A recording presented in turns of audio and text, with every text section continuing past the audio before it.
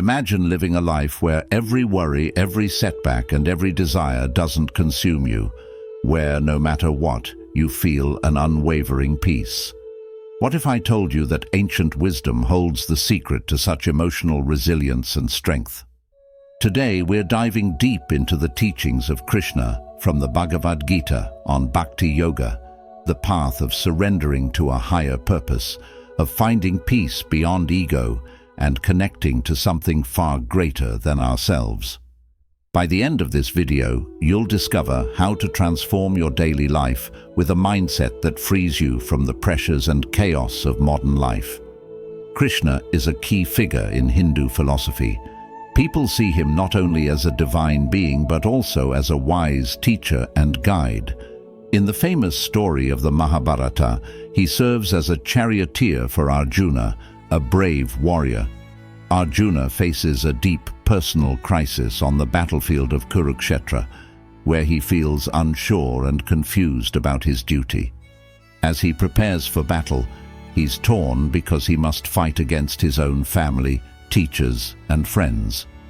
This heavy burden of sorrow and compassion makes him question if the war is right, and whether he should even fight at all. At this challenging time, Krishna steps in to help Arjuna. He isn't just a divine figure, he's a caring mentor who understands Arjuna's inner struggle. Krishna sees that Arjuna's problem reflects the challenges we all face in life. Through the teachings of the Bhagavad Gita, Krishna shares advice that goes beyond the battlefield, covering important ideas like duty, acting without attachment, and the value of devotion. The Bhagavad Gita is a 700-verse Hindu text that's part of the Indian epic Mahabharata. It's a deep conversation between Arjuna and Krishna just before battle. In this talk, Krishna offers spiritual wisdom and guidance to help Arjuna with his inner struggles and doubts about fighting. It's important to understand that the Bhagavad Gita isn't promoting actual war or violence. Instead, it uses the battlefield as a symbol for the inner struggles we face with ignorance and moral dilemmas. Like Arjuna, we all go through conflicts and tough decisions. Krishna's wisdom for Arjuna is also meant for all of us. In this video, we'll discuss how Krishna's teachings from the Bhagavad Gita can help us become emotionally strong. First, embrace your dharma. Krishna says, perform your obligatory duty, because action is indeed better than inaction. In Krishna's teachings, dharma means doing our duty and living in harmony with the natural laws of the universe. It's about doing what's morally right, even when it's difficult. Arjuna, one of the greatest warriors, stands on the edge of battle, filled with grief and doubt. He isn't just facing any enemy, he's up against his own family, friends, and loved ones. As he looks over the battlefield, he feels heartbroken and unwilling to fight or hurt those closest to him. But then, Krishna offers him a life-changing perspective. He reminds Arjuna that his dharma as a warrior isn't about his personal feelings. It's about fighting for justice and righteousness, even if it causes emotional pain. Arjuna's mind is clouded by emotions, but Krishna encourages him to rise above them, to act not out of fear or attachment, but from a higher sense of purpose. Emotional strength isn't about ignoring our feelings, it's about not letting them control us. It's about doing what's right, even when it's hard. Krishna explains that dharma is different for everyone. It's linked to our roles and responsibilities in life. For parents, dharma means raising their children, teaching them values, and creating a loving, stable home. This isn't easy. It requires patience, selflessness, and a vision for the future. By doing so, they're not only shaping their children's lives, but also contributing to society's future. For teachers, their dharma is to educate and inspire the next generation. They spark curiosity, encourage critical thinking, and help build responsible individuals who will lead the world forward.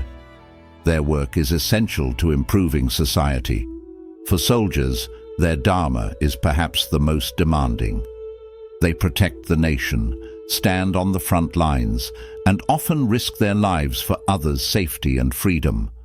Bravery, loyalty, and discipline are the pillars of their duty, and they put aside personal fears for others' safety. But whether you're a parent, teacher, soldier, or even a farmer or judge, dharma is about one thing: acting in ways that support truth, justice, and harmony. It's a personal guide that helps us act not only for ourselves, but for the greater good, creating balance in the world around us. Following dharma isn't always easy. Life presents challenges, doubt, emotional struggles, and tough decisions. In these moments, our commitment to dharma is truly tested. Krishna teaches that emotional strength is essential for staying on this path. Life is full of loss, challenges, and hard choices. These situations bring up strong emotions, grief, anger, fear, and confusion that can cloud our judgment and stop us from doing what's right. But Krishna's message is clear. Even during emotional turmoil, we must focus on our duty and on what's right.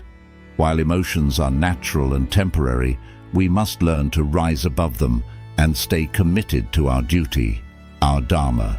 Second, practice karma yoga. According to Krishna, you have the right to work, but not to the fruits of your work. Once you understand your duties, your dharma, it's important not to become attached to the outcome. In the Bhagavad Gita, Krishna teaches Arjuna about karma yoga, the practice of selfless action. Krishna's lesson is that while it's essential to fulfill your responsibilities, you shouldn't let the results control your actions. Instead, focus on doing the work itself. When we act with this selfless mindset, we stay calm and steady, whether we succeed or fail. In Hindu philosophy, karma means that every action, thought, and intention sends out energy that eventually comes back to us. It's the force that keeps us in samsara, the cycle of birth, death, and rebirth. When we act with selfish motives, we generate karma, which binds us to this cycle. The more we desire, the more we act to fulfill those desires, keeping us stuck in the same patterns over and over. Think about it this way. If you work hard, always chasing promotions and raises, it might seem like a good goal. But when it becomes an obsession, stress builds, and you're never truly satisfied. You constantly want more, and with every achievement, a new desire arises. This is how karma keeps us entangled, always chasing, always striving, but never finding peace. Karma yoga offers a way out. When you act selflessly, without being attached to the outcome, you can break free from this cycle.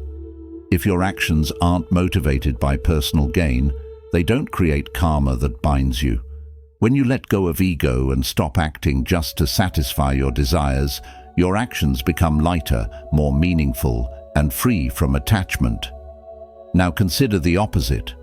A person who works with dedication and honesty, but doesn't obsess over promotions or rewards. They find satisfaction in the work itself. That's the essence of karma yoga, acting in line with your dharma, dedicating the results to a higher purpose, and purifying the mind and heart. This process of purification reduces the build-up of karma and helps clear past karmic debts. Where does this lead?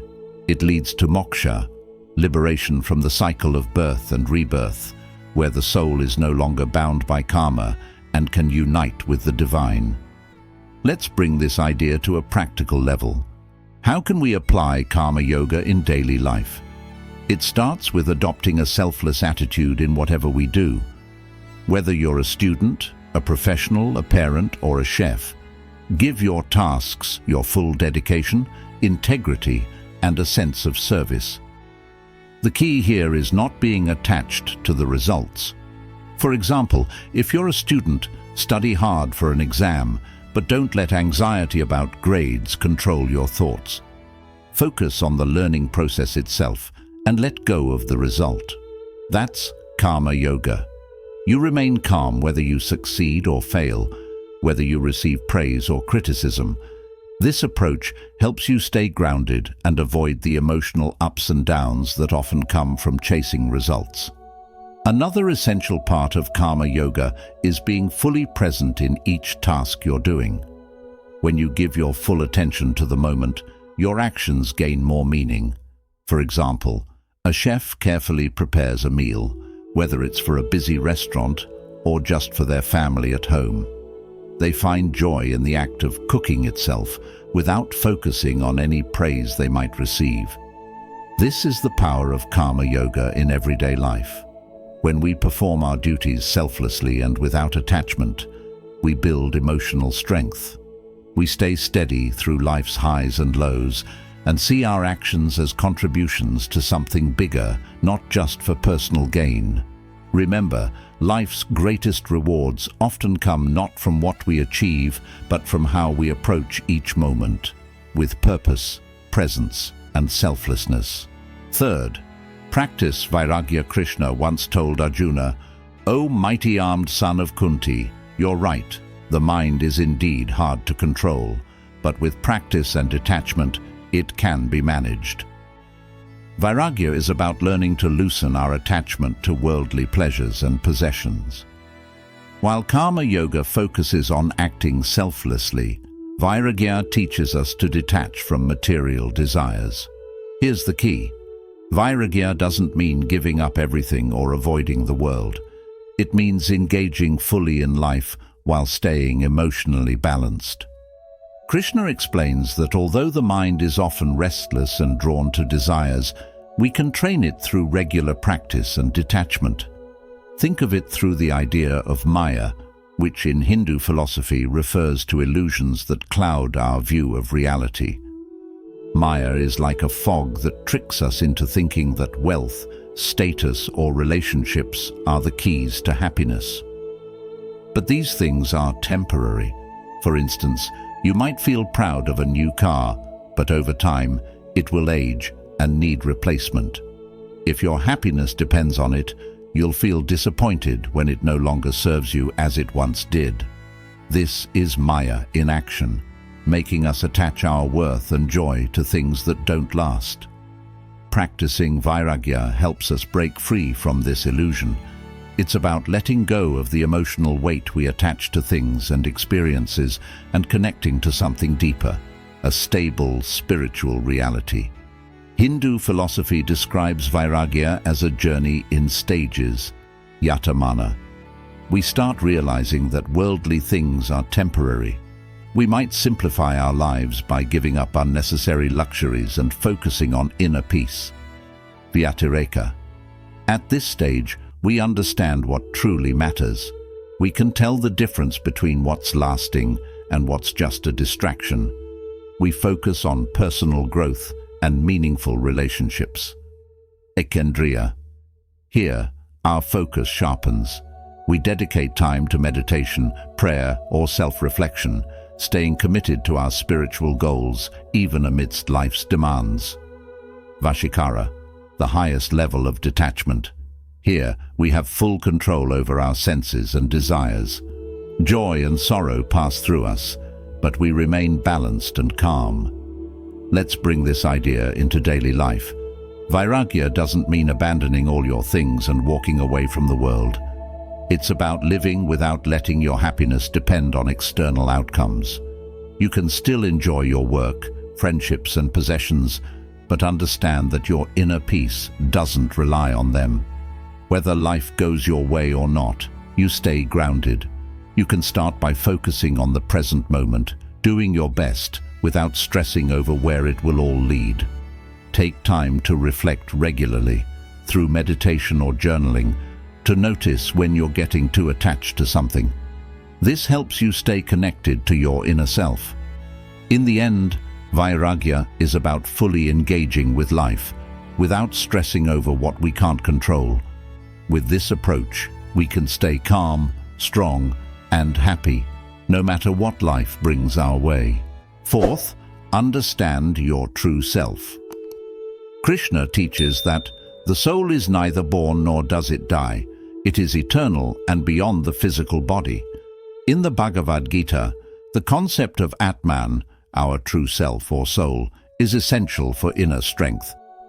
Atman is the unchanging essence within each of us, beyond the physical body that ages and dies.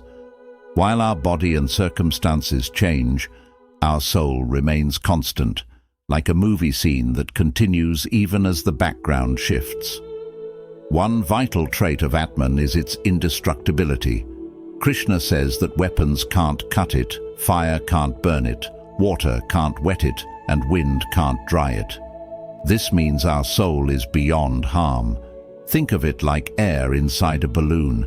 Even if the balloon bursts, the air remains. Recognizing that Atman is indestructible gives us a deep sense of security and helps reduce fear and anxiety. Atman also helps us rise above life's opposites, like pleasure and pain, success and failure. These are natural parts of life. But when we connect with our Atman, we realize our true self remains stable, unaffected by these ups and downs. Picture a sturdy tree in a storm. The wind and rain may hit hard, but the tree stands firm. Similarly, identifying with our Atman makes us emotionally strong and steady. This calm state, called equanimity, means we stay balanced, whether times are good or challenging. It doesn't mean we don't feel emotions, but we aren't controlled by them. Connecting with our Atman also makes us more self-aware and mindful. Self-awareness means knowing what we are thinking and feeling at any moment, while mindfulness means staying present without judgment. Together, these practices help us understand ourselves better and make thoughtful decisions. For example, if you feel angry, mindfulness helps you recognize the feeling before reacting, allowing you to respond calmly instead of making things worse. Krishna teaches that ignoring our Atman, our true self, is a major cause of suffering. It's like getting lost in a big city. You feel confused because you don't know where you are or where to go. Similarly, not knowing who we really are makes us feel lost. But once we learn about our Atman, we find clarity and joy. This inner bliss has always been within us, waiting to be discovered. To truly understand Atman, Krishna recommends Jnana Yoga, the path of wisdom. Jnana Yoga teaches us to see beyond the temporary world and recognize deeper truths. It involves 3 key practices: Shravana, listening to spiritual teachings; Manana, reflecting on these teachings; Nididhyasana, meditating deeply on these truths. Through Jnana Yoga, we learn to distinguish between what is real and what is temporary. This practice encourages us to keep learning through scripture, philosophy, or wise mentors, and to think critically. It also involves reflecting on past experiences, helping us grow wiser and avoid repeating mistakes. By understanding that our true self, or Atman, is eternal and unaffected by temporary changes, we become less attached to fleeting experiences, reducing anxiety and stress. This understanding makes us emotionally stronger and more resilient, ready to face life's challenges with a steady mind and heart. 5th, surrender to the divine. In the Bhagavad Gita, Krishna tells Arjuna, "Engage your mind always in thinking of me, offer obeisances and worship me. Being completely absorbed in me, surely you will come to me." This teaching focuses on Bhakti Yoga, the path of devotion. Bhakti Yoga is about dedicating our thoughts, actions, and emotions to a higher power, whether it's God, a personal deity, or the universe itself. One powerful aspect of Bhakti Yoga is its ability to help us rise above our ego. Often, the ego centers us on our own importance, desires, and worries, which can lead to stress and conflict. By turning our focus toward the divine, we move beyond these self-centered concerns and connect with something greater. This connection reveals that our personal worries are just small parts of a vast, meaningful whole. Practices like prayer, meditation, and acts of devotion can help shift our focus from ourselves to the divine, like adjusting a camera lens for a wider, clearer view. This new perspective reminds us that chasing material goods or fleeting pleasures only brings temporary satisfaction. Surrendering control to a greater power allows us to trust in life's flow, reducing the stress we put on ourselves. Surrender doesn't mean giving up on improving our lives, but rather accepting challenges as part of our path. Feeling connected to the divine provides a sense of guidance, like having a wise mentor who reminds us we're never alone. This connection brings a deep, lasting joy that transcends temporary ups and downs. It's like being part of a beautiful tapestry where each thread contributes to the whole.